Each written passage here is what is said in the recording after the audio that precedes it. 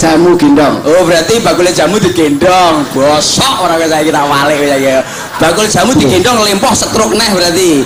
Ayo terus nih. Bakul jamu itu piye? Nah, bakul jamu sing diadai botol. Lah botolnya sepiro, bakul lebok-lebokne iki lho. Kuwi bakul jamu apa jin? Lah wis tak tekoki awakmu saiki. Bosok mikirmu piye? Mumet ora di bakul jamu sing digendong lho, Dik. Lah setruk berarti.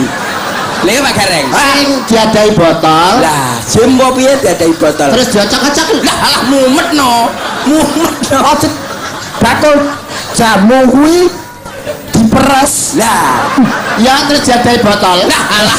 Lah terus dadi wong apa ora kuwi kain apa menungso? Gak sekali lah. Wis awakmu tau urung bakul jamu? Urung. Awakmu? Hah? Urung tau bakul jamu? Wis. Bakul jamu? Wis ora sambut dudu. Ya wis urung tau ro kono yan.